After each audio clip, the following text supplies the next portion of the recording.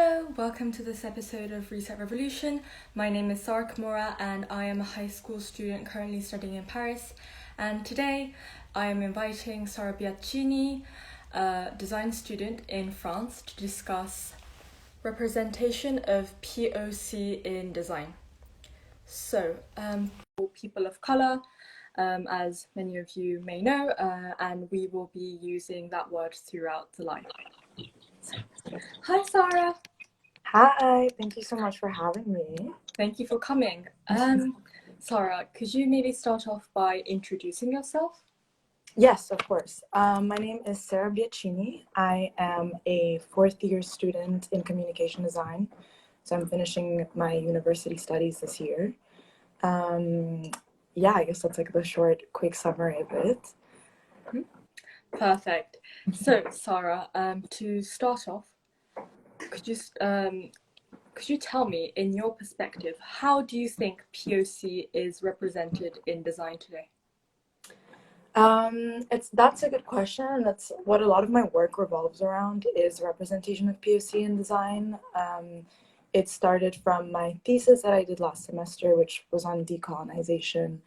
I'd say there's a big problem in the way that POC creatives are involved in the design world. It definitely is a realm that is very based on the Western world, so it's very US and Europe centered. And a lot of times, if you don't go through one of those channels, it's hard for you to even enter the design world. So for me, being a woman of color, trying to enter this world and, be part of the design industry, there isn't representation. I never really had any examples of graphic designers that were of color. Actually, yeah, I've never had any at any point. So, you are really navigating these spaces and really having to do your own work and own research in finding examples. So there isn't any representation. It's very minimal, and it's a difficult space to navigate, to push through. I see. Yes, I am an art student myself. I take art at school and I do really understand what you say there. Following the Black Lives Matter movement last year, more companies seem to be using the word POC, BLM as a part of everyday vocabulary. What do you think are the pros and cons of these companies' involvements in the progression after the movement? I have a very sticky relationship with it. So I guess a pretext as well is me and my friend Aika, we're currently working on a project where the whole idea is to create an archive for POC creatives. And the idea is to kind of remove the space where we have to go through Western institutions to feel like we're allowed to be in spaces, basically. And throughout this process, we've been doing a lot of interviews of other POC creatives to kind of see, is this something you guys want? Is this interesting to you? And it had been brought up many times about people going through the hiring process, for example, and being like, am I being hired now because I'm a person of color, or am I being hired because I'm a good designer? And I think that with everything that happened last year with Black Lives Matter, it's created this idea where obviously all these companies now want representation, right? So they're like, yes, we want people of color, but the integrity behind it is very questionable. I feel like it's really to save face more than anything. In a lot of instances, obviously there are companies that have completely changed their mission statements in order to be more inclusive, and it's important that we have this inclusive conversation. But it puts artists of color in a difficult space because you do want the opportunity, so it's exciting. You get to be hired more often now, or they're giving more people of color opportunity, but it's like, where is that coming from? And that makes you question yourself as a designer. And going also a bit back to the previous question, being a person of color and being a creative or doing something in the creative industry, there's a lot of strength that has to come behind that, because you do have to push yourself forward all the time, and you don't have the support that you don't have the support that white people might have. So you go through all of that, and then you're faced now with this great, am I being hired because I'm a talented person, or am I being hired because they realize they need to fill a quota to look good? Where do I stand there? So I have a lot like it's complicated, right? Like, and also now words like POC and BLM are starting to become little like catch words, and like, you know, they're being used a lot just to be like, yes, we support, but I feel like it can be very superficial. It is starting to be very overused. So I think it was really interesting how you were saying that there is a sense of, I guess, white validation in what you were discussing now. And to those who don't know about white validation, could you maybe give them a brief overview? Yeah, of course. So there's this whole idea, and this for me came up a lot when I was working on my thesis last semester, which is on decolonization and design in Africa specifically. And it really stemmed from this idea that if you aren't a designer that goes through a Western institution or a white institution or a majority white institution, it's really difficult for you to enter the art world and become successful. Like, if you're not hosted in white galleries or museums and companies and things like that, it's really difficult for you to actually gain a name in the industry, to the point where maybe your professors are like, oh, this is a really interesting person you should look at. So it kind of like, I started thinking a lot about this when I was thinking about, okay, like, why don't we know any African designers? Why don't I know any African designers? And I've had professor once ask me like, yeah, Sarah, like, give me an example. And I was like, I wouldn't be able to tell you, because every single example I've ever been given has always been white. And I started to really dig into this idea of like, why is that? And it is this fact that like, if you don't purposefully, you know, go to a Western institution or space, you just you don't have the stepping stones to actually get there. And obviously, like, focusing for me on Africa, for example, there's first of all a lot of other issues that are prioritized in a lot of countries, but also people just don't have accessibility to go to Western institutions. Not everyone can afford to go to a European or American university and get that education, or, you know, send their work overseas and be exhibited with their own money. Like, it's an expensive industry, it's hard, and you also have to think about the kind of resources people have. And so that kind of gave me this thing where I'm like, okay, great, so like, good or bad design is only validated through Western institutions. Like, you get the stamp of approval when it's in a Western, you know, museum or anything of the sort. And I think what my work and what I've been trying to really focus on is like, how do we reverse that? How do we decolonize that idea? How can we like have African designers be African designers in their context, but also be globally recognized? Like, that was my big question, and that's why like the idea of like white validation really played a role. Oh, that's really interesting. I think not many people recognize it properly. Like, I think we had this conversation in the prior meetings, but then I knew the existence of this idea of white supremacy in design, but then still, like, having it in words like, white validation, it really, it makes a lot of sense. So, do you think we can move away from white validation in the future? I want to be super optimistic and say yes and be like, for sure, but I think it's difficult, because that means that you have to, I guess, like what I've been tackling, you have to like decolonize the system that we're in already. And it's a very deep rooted issue, and I feel like design is like an area that it's a very like, it's basically a huge snowball of problems that in order to actually be able to remove ourselves from this, we'd have to tackle a lot. We'd have to tackle basically like the colonial history of a lot of countries and be like, okay, why are these other countries not given the same opportunities? How do we fix that? That's basically, you know, what we would tackle. But I think that I want to believe, and like, even with the project that I'm doing with ICA, like, that's kind of what we're trying to achieve, right? We're like, okay, how do we create a digital space that isn't for white people, it's for POC, and it's a safe space where they can be themselves and they can be artists and creatives and not have to feel like they need to go through these other means and be validated through these other means. Like, we want POC creatives to feel validated just because they are who they are, and that's fine. and not having to present themselves in front of white people. And that's something that, like, for me in my academic career has been really big. I mean, a lot of times when I present my work, it's always to white professors. And that, you know, like, changes your perspective on your own work because they might not understand it the same way you understand it. You have to feel approval from them, which then, like, as a creative, you're already like, why? You know, that's not why I'm doing what I'm doing. I don't want approval from certain people. But in order to get to the next step, you know, you kind of have to adjust your message or your idea.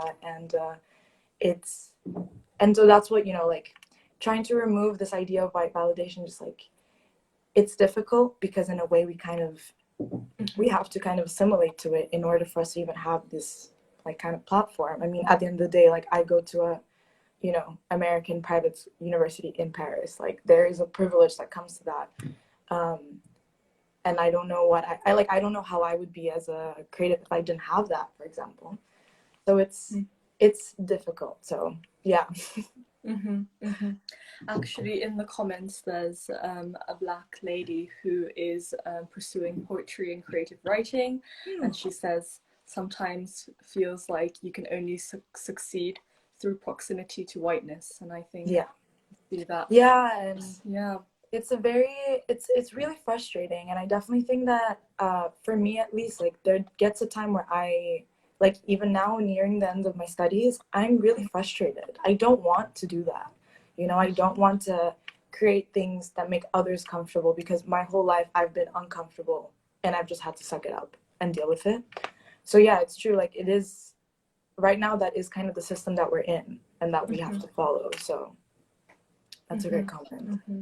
Yeah, no, I can see that all these art majors, I guess, they're all, if you're a person of color and taking an art subject as a major, I guess, you all do feel that sense of white validation. Yeah. And this is one of our closing questions. By the way, anyone watching this, or the viewers, you're allowed to comment any questions, Sara. And yes, so the final question was, what are ways we can support representation of POC? There's a lot of ways. I think, like, a big thing is that people should know that there's a lot of artists and a lot of creatives that aren't based in Europe and the US that are amazing, and they're hard to find because they don't have the biggest platforms. But, like, for example, last semester doing the research for my thesis, I found so many artists that are based in Africa that I don't think I would have ever found. But I think it's really important to directly support artists that aren't based in Europe or the US, because there are so many and they exist and they deserve the support and they deserve to be recognized and to be validated in their work. I think it's harder because they're maybe not as accessible. And I also think that kind of, like, in a way, also connects to this idea of, like, good and bad design and what we think is good and bad design. And I also think a really big part of this is understanding, like, cultural differences when it comes to design and art in general. So what we might have gotten used to at this point is good design because we've been taught a very Western curriculum. We have to we need to unlearn how to do that and understand that there is design work that is being produced in other continents and other countries that is just as valid as what we consider Swiss design to be nowadays. And for me, like, that really stood out because I grew up abroad. So I grew up a lot between Africa and Asia. So in my house, we have a lot of furniture and things like that from different countries. And I realized up until last year, like in March, I actually never looked at any of the furniture in my house as design objects. I just always looked at it as a craft or, like, you know, a cute thing that we have at home. And then I was like, why do I think that way? Like, that's not fair on the people that are creating this work. And that's when I had to kind of have this decolonize my mentality of what is, you know, good design. Like, that is the work that we have in my house is equally as good and important. And we need to, so I think, like, as individuals to really, like, support POC artists, I really think we need to kind of decolonize our own mentality when it comes to our approach to art and design. Well, that's a very powerful message, Sarah, and I think, yeah, what you said, like the furniture at your house, I really do understand that. Like, it seems like the value is less at times when you kind of forget that, this is also a very valid piece of art or design or anything, just because it might not be validated in white cultures.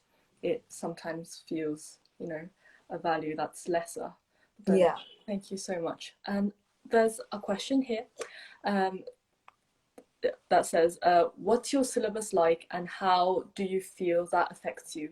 I've chosen my universities based on the diversity of their curriculum as a future English literature major. That's a good question, and I wish that when I was in high school and I was applying for universities, I even knew what diversity meant, really. Because when my curriculum is it's very white, like all across the board, even when we dive into like the cultural aspects of design, our examples are very white. They've always been very much like European. Usually, because I'm in Paris, a lot of them are European, but also a lot of them are just American references. And even when I've worked on projects previously that don't necessarily have to do with Europe or the US, the references I get a lot of times from teachers are always, if it's, if I'm looking for European references, I'll get American references that kind of relate. And I've never really gotten that many direct references that were actually what I was looking for. And I think that really was highlighted to me last semester when I was working on my thesis. Since I didn't want my thesis to have anything to do with the US because that was not my point of interest. Yet somehow I was getting references of like American designers that are kind of doing what you're doing. And I'm like, well, no, I'm focusing on Africa right now and at most a relationship with Europe. So that's what the kind of references I want. And also in terms of like teaching diversity, like the staff I'm at university, it's also majority white. So it's really difficult also to feel comfortable and really relate to your professors. I feel like also because of Black Lives Matter last year, my school was put under a lot of pressure from students to, add more diversity. And my school has had its own issues in that sense. And so I feel like now professors are kind of like trying to add, the occasional like Black artists or Asian artists just to be like, oh, look. But but also, like to add to that point, actually, it also makes it difficult for a student of color when you present work because of everything that happened last year. Now, teachers, I feel like, have a higher sensitivity, not necessarily in a good way, but I feel like they're also more afraid to criticize certain things about your work because they're afraid that you're going to call that as like being racist or, so it's a really bizarre place to navigate your work because you want feedback, but obviously your professors are white and the references are usually white, so they don't really relate to what you're doing. And then even if they do have anything critical about about your work, they don't really want to say. Like now, I feel like they're kind of in a space where they don't really want to say anything in case they're being called out for something. So it's frustrating because I think like as a student, you don't want to have to go through all this extra emotional labor in the process as well. And there's so much more emotional labor that we have to go through that white students don't necessarily have to go through. So I think it was really interesting that you said that you feel that kind of tension when teachers criticize your work. I think, yeah, it is something that's really present in, I guess, not all, but then, many educational systems have that, I think. yeah. And Helena, the Black literature lady, she says, I love reading all Black literature, but I'm trying to intentionally read African literature instead of always American. Yeah, I think that's a really great way of approaching things because there is so much literature. There's so many designers, there's a lot of references. We just are never taught them. And I saw one of the comments earlier mentioned like everything is also very Americanized for us, especially when things come under the realm of like race talks. It's always pointed as a very American issue. Therefore, like the content you'll consume is very American, but it's not an American issue. It's a global issue. And there's so many artists or writers that are based in Europe or in Africa and other continents that are providing a lot of resources and information. They just, they're not maybe physically in the US or Europe for them to even be able to have the space to talk about it.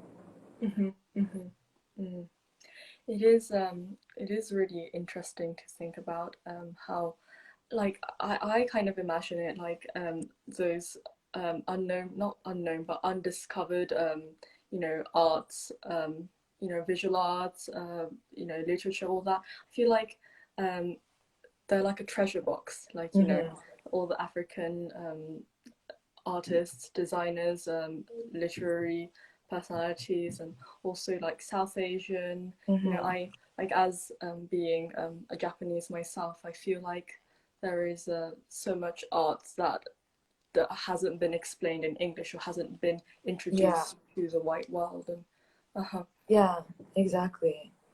Yeah, and I also had a conversation recently with someone where we were talking about like representation, and we were kind of laughing. It's not that funny, but like we were also laughing about the fact that the minute you also find someone that you feel like represents you, you kind of hold on to this person as an idea.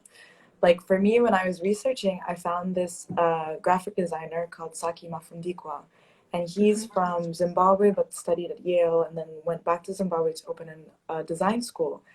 And ever since I found him, because I was like, oh my gosh, he's African and he's doing design, and now he's back in Africa with the designs, I've been so attached to him and all his talks and his work and just everything he does. I'm super on board with it. But that's because I also don't have other examples. And that example, I had to look for it. I found it myself. So it wasn't like, it was given to me. And it's like, oh, this is one reference you can use, and here's another. I found this one, and I was like, this fits perfectly with what I want to do and what I might want to do in the future. And I, hold on tight. And the person that I was talking to had a very similar experience as well. And so we also kind of laughed about that, how you kind of have this person, you probably end up finding that one person that you connect a lot with, which is frustrating because there's so many white people that are super famous and do what they do, and we have to find these individual ones that we really have to look for ourselves, and then we really hold on to them because we really don't have a lot of other references. Totally understand that. And then there is Helena again saying that she does also hold on to some Black literary journalists, writers, and I think definitely not only design but in many aspects our modern day society is really limited in terms of people of color, artists.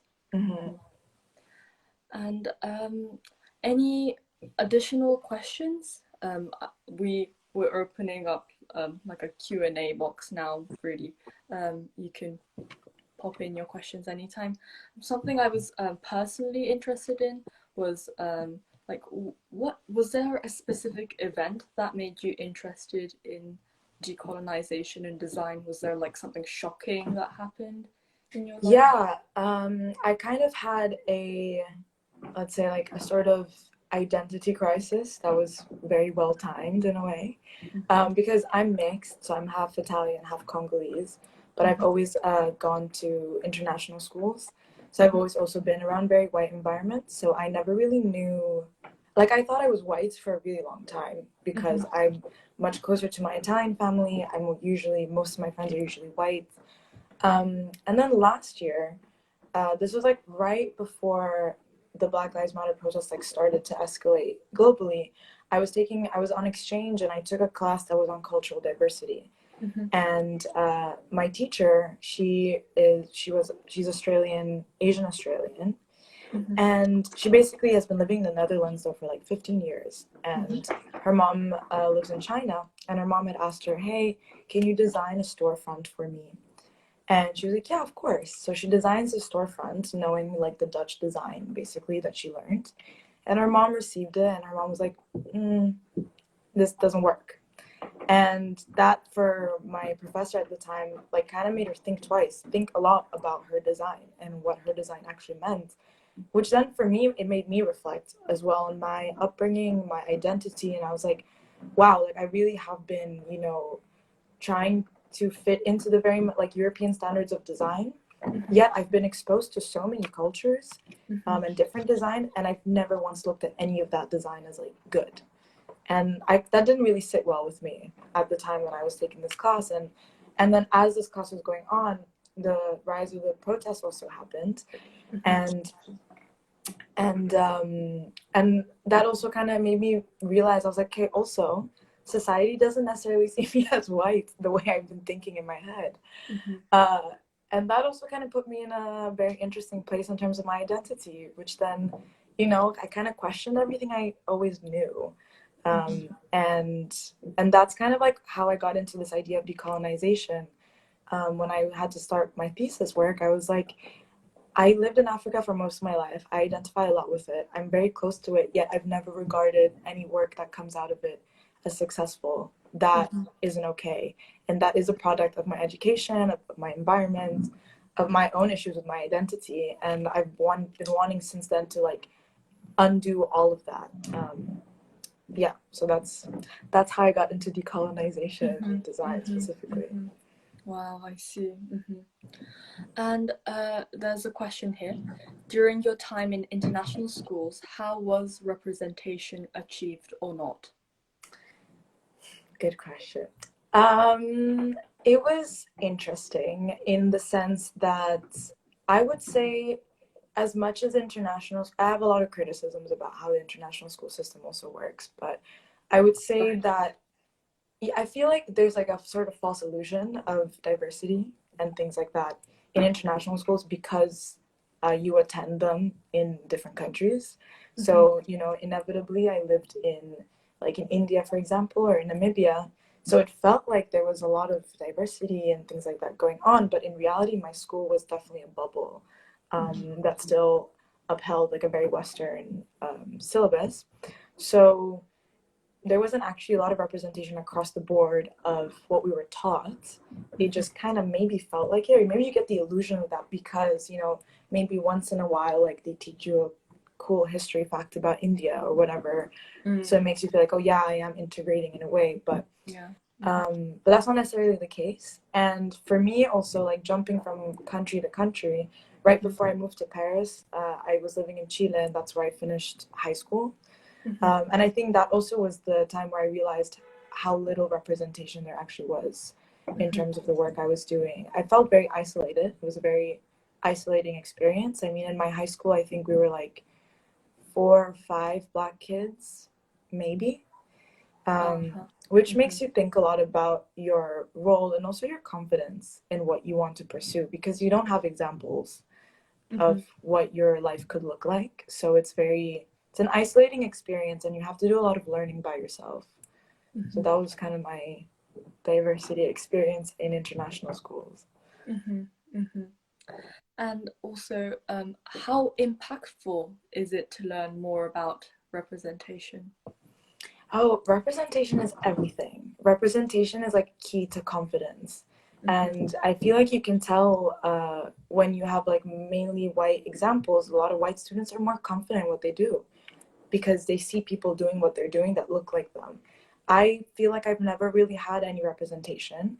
So my confidence when it came to my work, especially deciding to do a creative degree, which is already like, whoa, I'm doing like a bachelor in fine arts and not, anything else. It's like, what are you doing? That's crazy. So you have that. And then I have no representation either. So then I can't even give examples of what I could be doing or what like I haven't seen it. So my confidence as well entering like art university was really low because I didn't know what I could be capable of because I didn't see other people doing it. I wasn't showed it.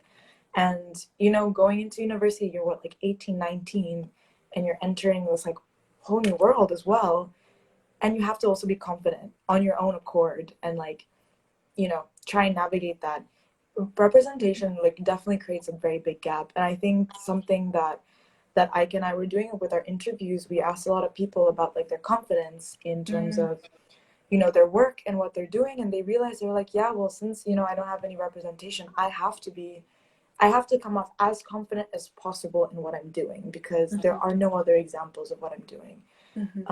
So it's something that I, like looking back, I wish in my first year I knew about people talking about these topics, because I feel like then that way throughout the years I would have been even more confident in my responses, especially presenting my work to white teachers. Like you would be way more like, no, but I know people are doing this and people that look like me are doing this, so I feel good about what I'm doing. Versus when you don't have any representation to fall back on, you're just very like, am I the only person in the world that's tackling this topic? You're not, but no one's giving you examples of it, so it makes it really difficult. I think that really connects to what you were saying about your education at international schools, like you felt isolated. I definitely see the connection there. And there's another question. Is media today positive or negative for representation? That's also a really good question, and I don't really know. I don't really know how to place myself on that, just because media now everything moves really fast, right? Anything goes online, and things go viral for way less time than they used to. So in a way, media is a good place because it propels things forward, which means a message gets spread really fast, and that's good. But on the other hand, I also feel like media also propels performative, like allyship, really fast. I feel like nowadays people feel like they can repost an Instagram thing on their story, and they've done all they need to do for the month. While for some of us, the things that these people are posting about is our everyday experience. It's our identity. It's our lives. So it's not. It's frustrating because you see people doing kind of light work, and it makes them look like they're doing the most, but they're not. So it's sticky because I mean, like at the same time though, because of social media, I found a lot of artists that I didn't even know existed that were tackling topics that I was interested in, and I don't think I would have had access to them if Instagram wasn't a tool I could have used. So there's a lot of pros and cons to it, but I definitely think that there is like, it's a very sticky line, and I think some people use media also in a well-intentioned way, but I also think a lot of people don't. So it's a hard tool to navigate, I find. Definitely, yes. And like when you just said about people doing light work, when reposting like a post that they saw on their friends, story or something, I do really I really, because I guess how there's a surge of anti-Asian hate crimes recently, and being the Asian woman in a predominantly white society, not society, like a environment, I feel like it's as if when you kind of see the numbers, like 8 people killed, shot or whatever, and 6 of them being Asian women or whatever, when I see that, it kind of feels like it it is a fact, but then just seeing that on your feed all the time just feels a bit dehumanizing in a way, and you're appreciative of your friends doing this and talking about it, but then it's not, that there is more to it, and then it's something that us people of color go through every day, and it's just I really related to what you just said. Yeah, exactly. And it's like in cases like that, and even last year with like Black Lives Matter, people were reposting. People love reposting a lot of stuff, but I feel like as also like as a friend, like did they ask you if you're okay? Like how did you take the news? Are like how are you are you like afraid to go out into society? Like those are also questions that need to be asked. And like, yeah, I guess you can repost on your story, but that doesn't necessarily mean that you're genuinely supporting, for example, like the Asian women around you. Like how are they doing? And the same like draws back last year with Black Lives Matter was the same thing for me. Like I had so many people that I don't think I've ever seen talk about race ever, all of a sudden posting on their stories that they support Black Lives Matter. And I was like, okay, where were you this whole time? Oh my god. And it's frustrating because then like this becomes part of our, like, to kind of drive it back also to design, like this for me, like this drives back to a lot of my work. And then it frustrates me because I'm like, I don't think these people realize that I'm sitting in a place where I'm always having to prove myself all the time. And I don't know, sometimes seeing certain people post things, I'm like, it's easy for you. Like in this situation, it's really easy for you to do that little act, versus for me, it's my lived reality, and it impacts my life every day and my career path, and the choices I make in my design work or things like that. It's way more than just an infographic on Instagram, basically. Definitely. Wow, thank you so much, Sara, for your powerful message and your personal experiences. And I think many of our viewers have also learned and will learn once they see this pre-recorded. Thank you so much, and have a great day. Thank you so much. Bye.